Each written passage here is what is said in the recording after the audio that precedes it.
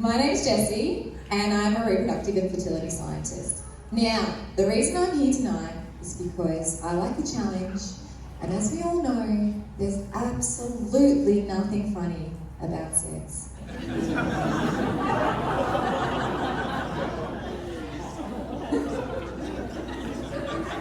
So, my research focuses on how we can educate young people about their reproductive health and fertility, with the goal of reducing infertility caused by preventable factors.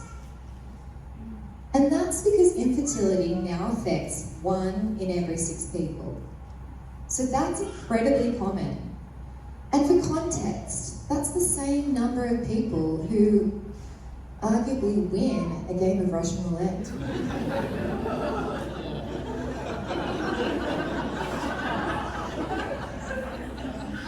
Bit slow, but you're getting there.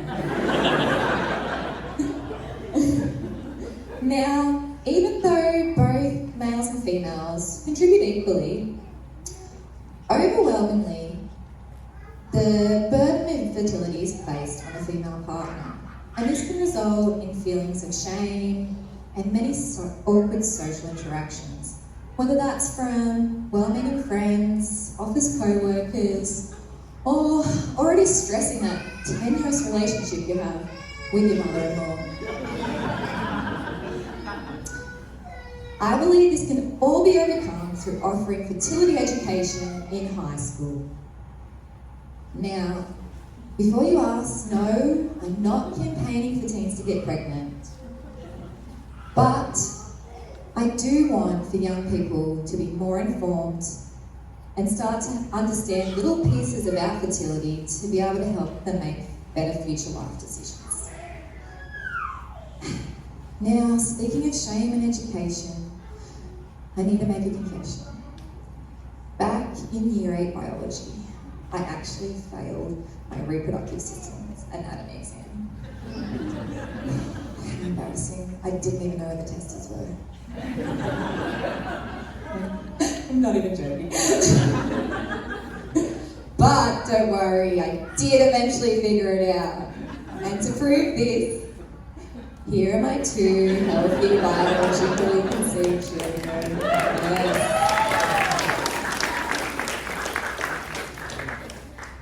Look, I can't attest they turned out 100% normal. It's pretty honest.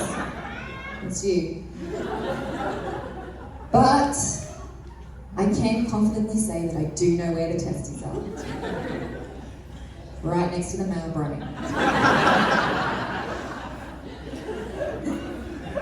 So I want to start by dispelling some common myths about fertility.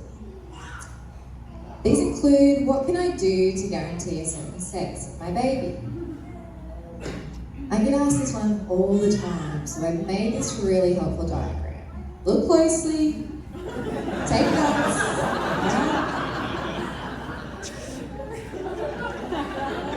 Actually, this is complete rubbish. There's nothing you can do. People are also quite curious about what foods are beneficial for fertility. So if I was to show you and give you a choice between this delicious green salad, this disgusting greasy burger, I'm sure most of you would say, well, probably the salad is better for people who are trying to conceive. Well, you'd be wrong. Doesn't matter what you eat. So that's good news. Because I'm a vegetarian, and I can confidently say that nobody likes kale. Yep. Alright, the final thing I get asked is about IVF and other fertility treatments. Now this one is really tricky because IVF is still not really great at treating many of the common causes of infertility. And for every cycle started in Australia, there's actually a less than 20% chance of that resulting in a baby. So that means 80% of treatment cycles are unsuccessful. And that's a really high number of people walking away disappointed. It's, for context again, it's the same number of customers that are disappointed with their wish purchases. Obviously the cost is... Obviously the cost of one is just much, much greater. But good news, this is where my research comes in. So we look at types of infertility that are termed preventable. And really this just means things that we can change or prevent. Some common examples of this are untreated sexually transmitted infections like chlamydia.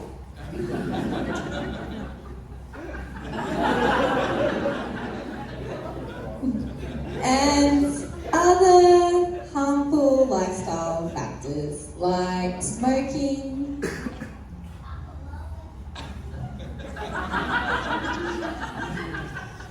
and excessive consumption of alcohol.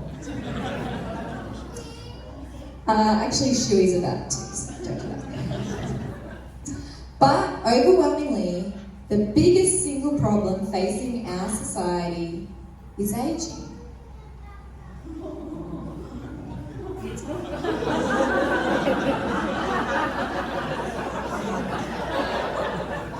I just love this photo. Look, although 31 can be a hard year for a lot of us, what I'm actually talking about is aging of our reproductive cells, and primarily our eggs. To be clear, I am not working on an anti-aging Dr. Sutherland's secret sperm serum, although I am totally trademarking that name.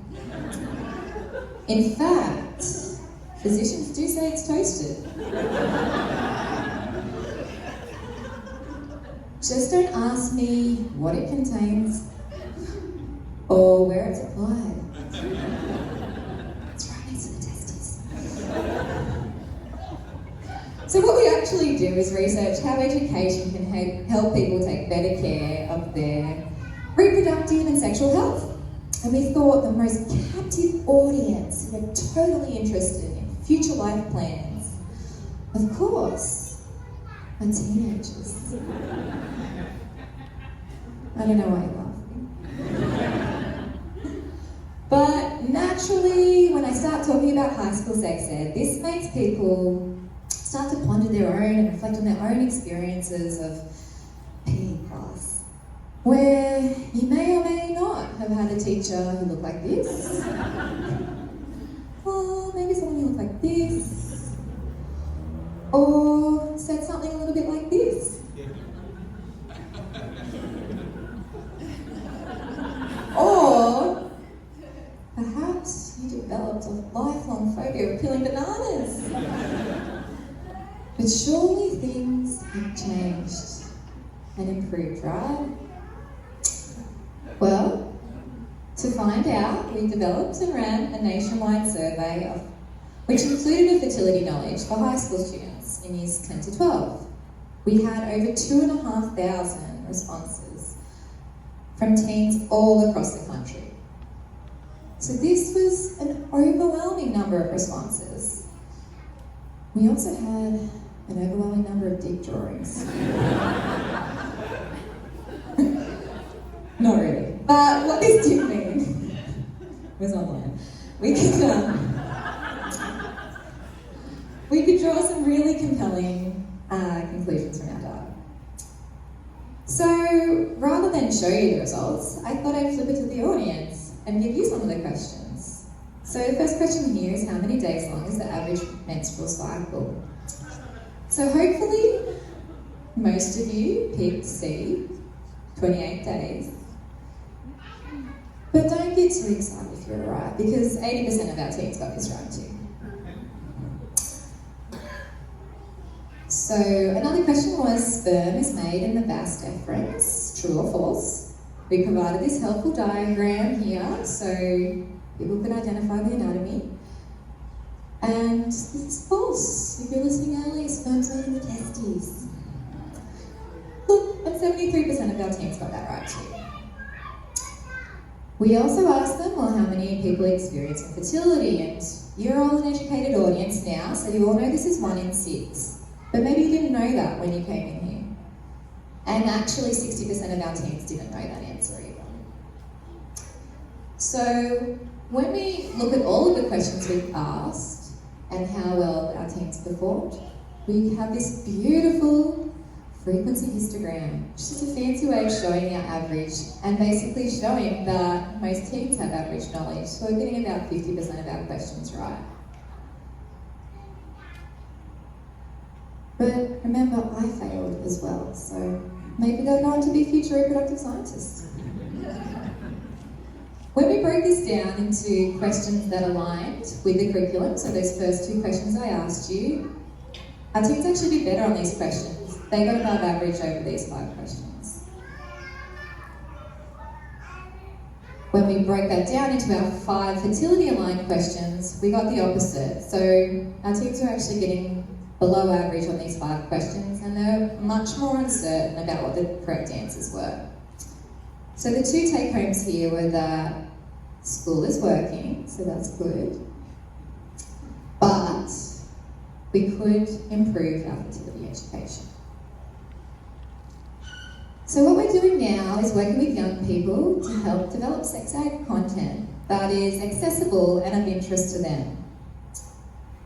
Ultimately, we want for people to be better informed and feel more confident and comfortable talking about their sexual health and fertility at all life stages. So there is less social shame and judgment. And my secondary goal is for everyone to feel more confident and comfortable identifying the correct anatomical location of the testes. Thank you very much.